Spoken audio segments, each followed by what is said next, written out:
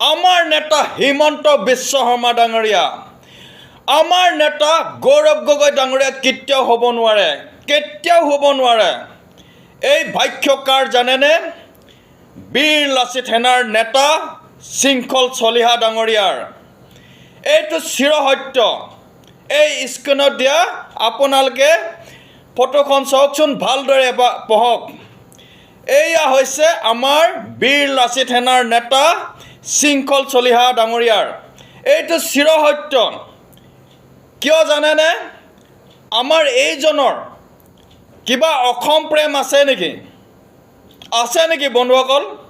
অসম প্ৰেম আছে নেকি এইজনৰ? এখিনিয়ে ক'লে হয়তো বেয়া পাব, সদায় বোলে মিয়া মিয়া মিয়া বুলি কৈ থাকে বুলি কয় মোক, কিন্তু ক'বলৈ বাধ্য হৈছোঁ। কাৰণ কিয়নো আমাৰ এইসকলে হৈছে মেন বদন। এইসকলে সেই মিয়াসকলক সদায় প্ৰশ্ৰয় দি থাকে আৰু অসমখন ধ্বংস কৰিবলৈ এইসকল নেতাই চেষ্টা কৰিছে। হয়নে বন্ধুসকল? নামনি অসমলৈ যাব আপোনালোকে, এবাৰ চাই আহিব। এই উজনিসকলে যিসকলে নেকি এই কমেণ্ট বক্সত আহি কমেণ্ট কৰি থাকে, এবাৰ নামনি অসমলৈ গৈ আহিব, চাই আহিব, তাৰ প্ৰতিচ্ছবি চাই আহিব, নিজকে ঘিণ উপজিব। বন্ধুসকল, মই মিছা কথা কৈছোঁ নেকি? এবাৰ আপোনালোকে যিসকলে কৈ থাকে মিয়া মিয়া বুলি, এবাৰ নামনি অসমলৈ গৈ চাই আহিব, তেতিয়াই গম পাব, তেতিয়াই অনুভৱ হ'ব আমাৰ এই গৌৰৱ গগৈ ডাঙৰীয়াই কেতিয়াও যে আমাৰ এই জাতীয়তাবাদৰ নেতা যে নহয়, এইটো চিৰসত্য।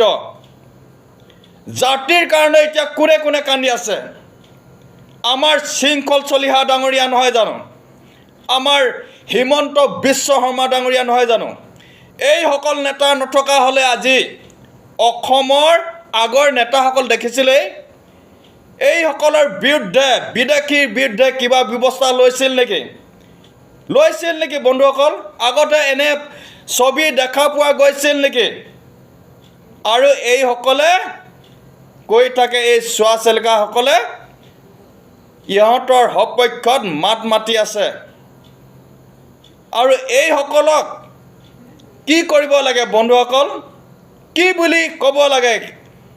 ইহঁতৰ কিবা উত্তৰ আছে নেকি বন্ধুসকল? এইসকলে হৈছে গাদ্দাৰী। অসমখন ধ্বংস কৰিবলৈ এইসকলে সদায় প্ৰচেষ্টা কৰি আছে।